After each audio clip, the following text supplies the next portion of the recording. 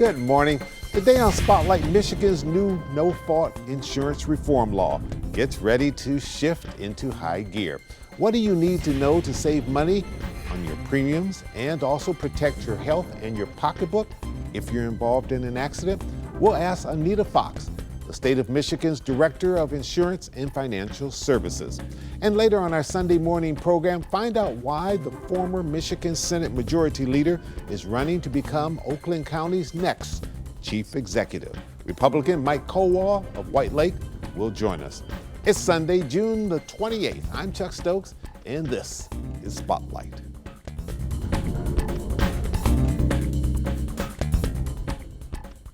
And it is so. Here, grab it with me, Lee. Come on, step forward. Where's Jim? Come on in.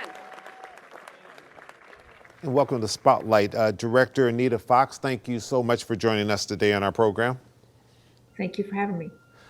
We all remember, at least I certainly do, being up on Mackinac Island, I guess a couple years ago almost now, signing that historic bill, the governor, Democrats, Republicans, sort of a kumbaya type of thing.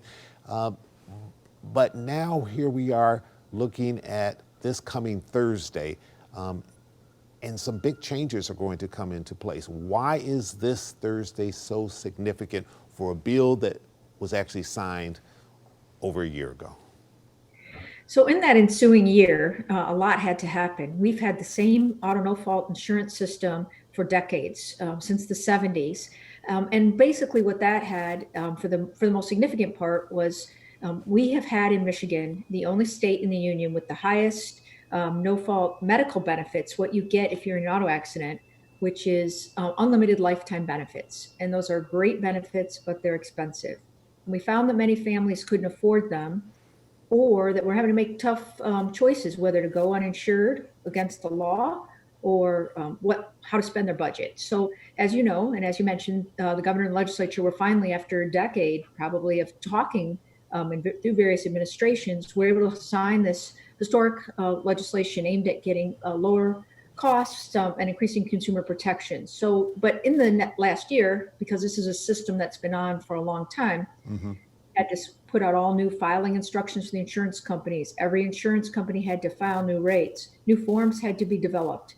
We had to develop educational materials. So what we're coming up now is, after all that preparation, on July 2nd, will be the first time that policyholders, drivers in Michigan can take advantage of the changes under the law. So for policies issued or renewed after July 2nd, there are some new changes that are intended to save drivers in Michigan money. People are wondering, okay, do I need to definitely do something on July 1 or no later than July 1 before this kicks in on July 2nd?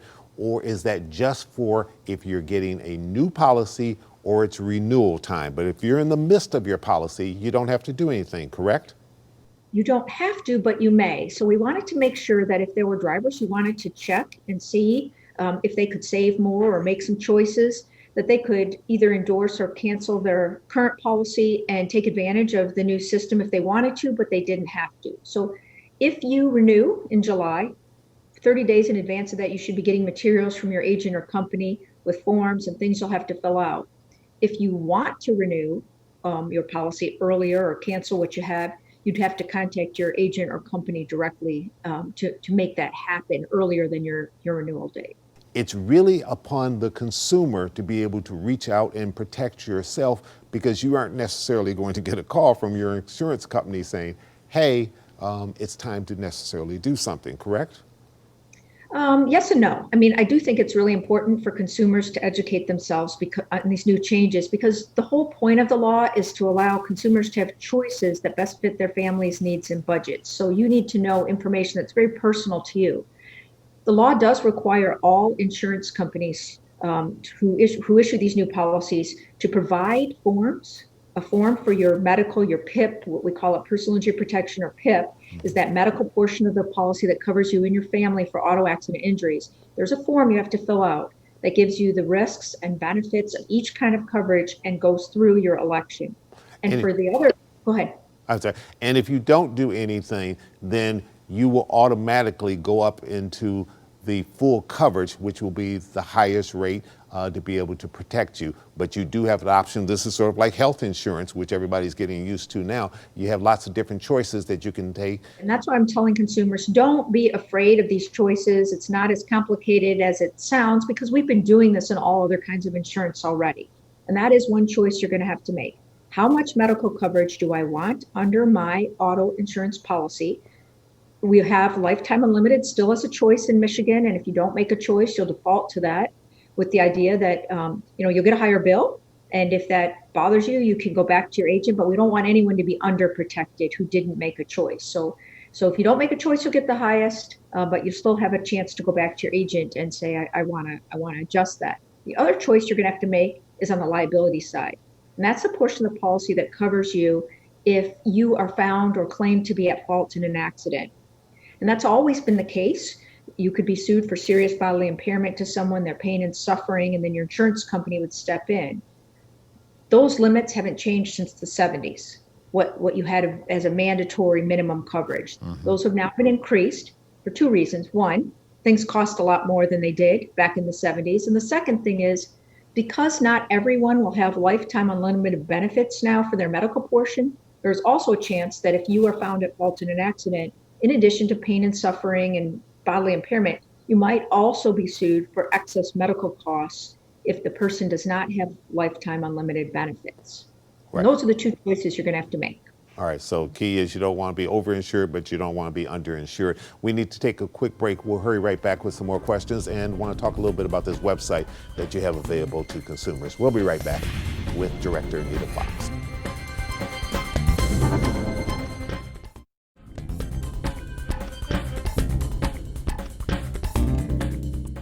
Director Fox, is there a user-friendly guide that people can go to? I know that you've had different town hall meetings and everything, but is there a website, phone number, people can get immediate information, especially in these next few days before the deadline hits?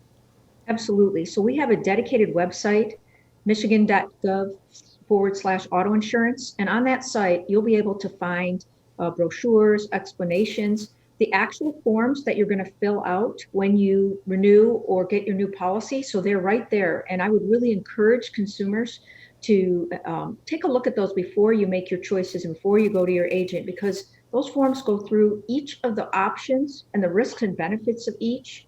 And that way you'll be more informed to ask the right questions of your agent. And we also have a toll-free number, also dedicated just for auto insurance, 833-ASK-DIFS, DIFS for Department of Insurance and Financial Services. And from 8 to 5, Monday through Friday, you can get a live person on the phone to answer your questions, direct you to other materials. Even on our website, we even have videos showing you how to fill out the form. So you could look at the form and watch a video going through each page of the form so you know what to do.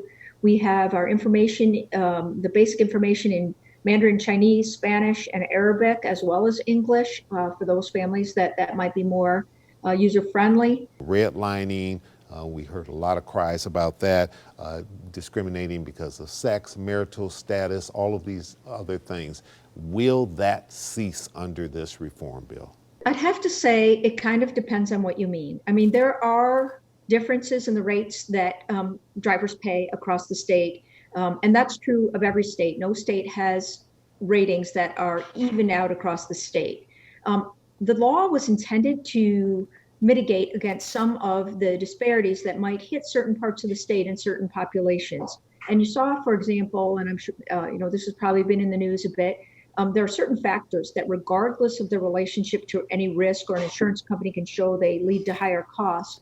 The new law does not allow insurance companies to take into account credit score, educational attainment, home ownership, occupation, zip code, credit score. So those are intended to try and make sure that the factors that are being used are more related to your driving and less related to factors that have nothing to do with your driving record. The idea here, though, with the statewide reductions is that, especially for those drivers who want to save money and stay with the mandatory coverages, that since the PIP is at least about half of that coverage, that you should be able to get significant reductions in your auto insurance. Under this new law starting on July 2nd, If That's you right. don't have insurance, you can now go get insurance without penalty of not having had insurance, but there's only a designated amount of time to be able to do that. That's right. So for the next 18 months, beginning on July 2nd, there's an amnesty period. In the past, when you get pulled over, the first thing they ask is license, registration, proof of insurance. You could get a ticket. You were out of compliance with the law. Your family wasn't protected. And then if you tried to get back in, you also had faced a penalty. Could be more expensive premium, or they'll switch you to another company or limit or not insure you. They cannot do that. Insurance companies cannot do that for the next 18 months. So this is an excellent time for drivers who have had a lapse in their coverage to get insured, because with these new choices, we should be able to get drivers who couldn't afford it before to make some choices that may make it more affordable for their families' needs. And then on top of it, you move that penalty. So this is a really great time for the uninsured to get insured. All right. Unfortunately, we're all out of time. There also is an insurance fraud department that has been set up, so people should know that that's a recourse that they have if indeed they have concerns on whatever level it is. This is a new department within the state that they can make their complaints to, correct? Yes, and they can send it through our toll-free number, 833-ASK-DIFFS, that email address, autoinsurance@michigan.gov, or our website, michigan.gov/auto insurance. There are online ways to learn about that, make complaints if you don't feel you're being treated fairly or you feel you've been a victim of fraud. All right. Director Nita Fox, thank you so much for joining us and providing this information this morning, and good luck with the new deadline. Thank you so much. It's our pleasure. And when we come back, we'll be joined by Mike Koval. He is the first Republican to enter the race for Oakland County Executive, but he has some competition on the Republican side. We'll talk to him about why he wants that position momentarily.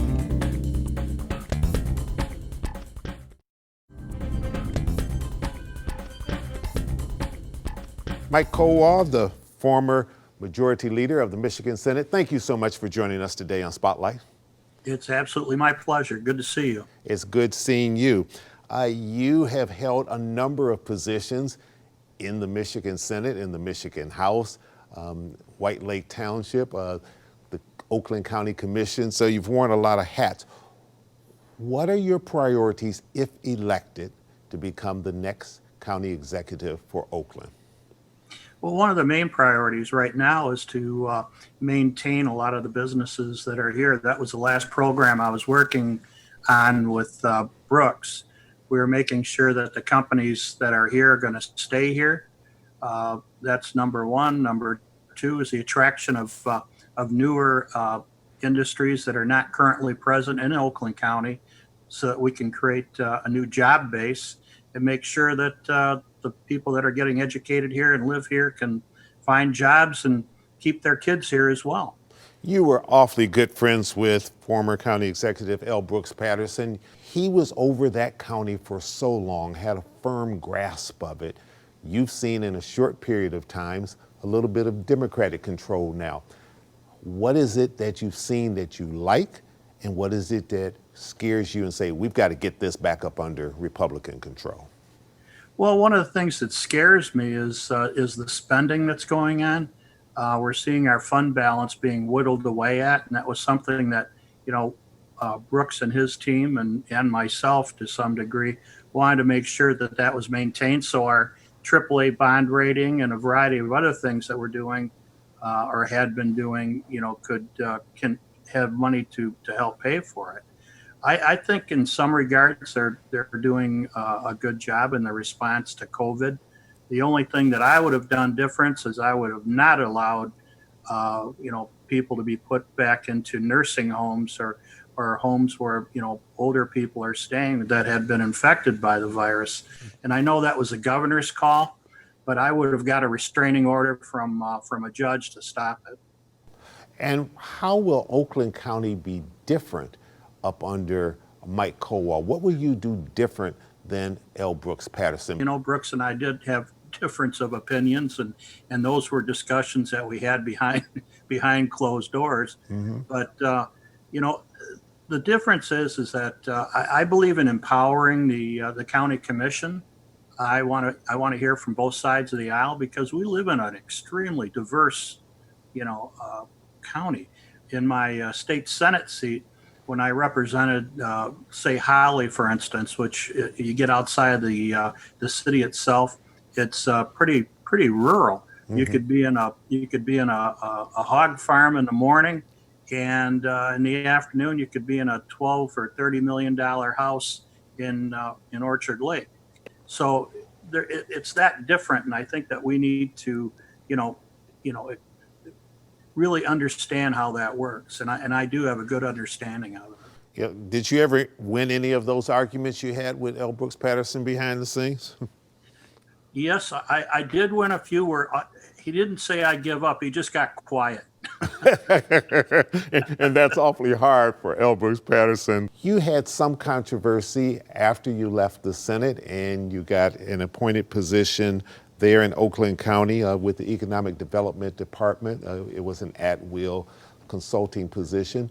Many people believe that you sort of leveraged the relationship that you had with L. Brooks Patterson and with your wife being on the commission, Oakland County Commission, and that people weren't fairly interviewed for this particular position. You've addressed that controversy, but let me extend it a little beyond this. Your wife is still on the Oakland County Commission. If you're elected as the next chief executive, should people fear that there are going to be too many Kowals into too many positions that could create conflict of interest? No, because we all have the county's good at heart. And if you remember, Chuck, my wife and I were the first couple to be elected to the Michigan Senate and the House of Representatives. She served her term out in the House, and I came into the Senate at the same time. Her purview is predominantly White Lake and a piece of Waterford, and as you know, the county is much bigger than that.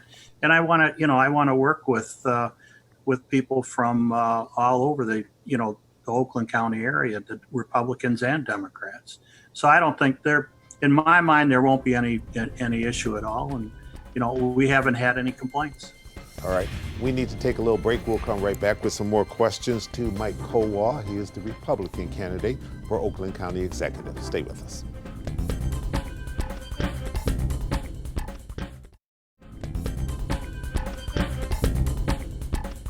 And welcome back to Spotlight. Mike Koval, you have two opponents, Dave Ferris and Jeffrey Nutt. On the GOP side, you've got to get past the primary first, and if you get past the primary, then face off against whoever the Democratic nominee is. Why you instead of them? Why would you be the best Republican to come out of that primary? Well, I have the experience of dealing with multiple different entities during my time in the Senate and in the House. I've worked internationally. I've had the opportunity to bring in companies from virtually all over the world right here to Oakland County and the state of Michigan. And that's been an extremely exciting time when you can bring brand new industries. I've worked with various heads of state. I've had the opportunity to meet royalty from Europe and, convince them to come here with some of their companies. So it's just a matter of experience. I don't see any of that from any of my opponents, either from either side of the aisle. So I'm excited to go to work and I can hit the ground running. That's the difference. Almost 4 years ago, President Donald Trump won partly on the fact that he was an outsider, and he talked about draining the swamp and that people who've been on the government toll for too long and too much governmental experience, and that they're part of the system and they're part of the problem. You've worn so many different governmental hats. Does that apply to you at the local level? I have been a business person. My family has been in the cabinet millwork business for over 65 years. I worked in the company for 35 years plus, and still to this day, I don't have a day-to-day say-so anymore, but I'm still in an advisory, position. So I've worked in a multitude of different businesses over the years. I'm not a professional politician. I didn't go to school for that. Matter of fact, I actually went to school and as an apprentice, went in as an apprentice carpenter, and we built Detroit, and I want to continue rebuilding the state of Michigan and Oakland County. And it's just part of my nature. Sure. Mike Koval, let me read something that you put on your Twitter account not too long ago as relates to what we've been watching on a day-to-day basis throughout the nation with all of the various protests. You said no one who saw the video of George Floyd's death can in good conscience say there is not a systemic inequality that exists in our criminal justice system. This inequality must be confronted and corrected.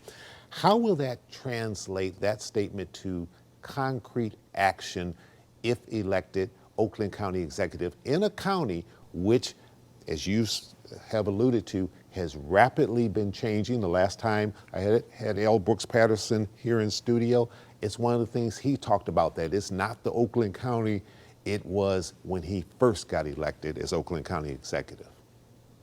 Well, Brooks had been here for a long time, and things are changing. We're seeing a different group of people come in from all over the United States. We're getting a large population, moving into, let's say, the Novi area from the Middle East. We're seeing people from the Far East coming in, migration from Detroit and the surrounding areas. And people are coming to Oakland because we have a lot to offer. Great education system. I think there's a outstanding, sheriff's department here. Mike Bouchard's doing a great job, and that kind of goes to what you were talking about with what happened during the Floyd situation. I believe we're a little bit more tolerant. We have a lot more to do, but at the same time, I think that with my leadership, we can go to Lansing and make sure that the laws are changed to make sure that this does not happen here in Oakland County. And very quickly, will diversity and inclusion be a priority for Mike Koval and his administration? Oh, you bet. I'm looking forward to working with a lot of the folks that are coming here from all over the world for our high tech type jobs, and take advantage of what we have to offer. As long as everybody comes here correctly, like my grandparents and parents did, they're more than welcome here in Michigan. All right. Mike Koval, Republican candidate for the Oakland County Executive, former Senate Majority Leader. Thank you so much for joining us today on Spotlight. Good luck on the campaign trail, and we'll keep up with you and all the other candidates. Thank you so much. Thank you, Chuck. It's our pleasure.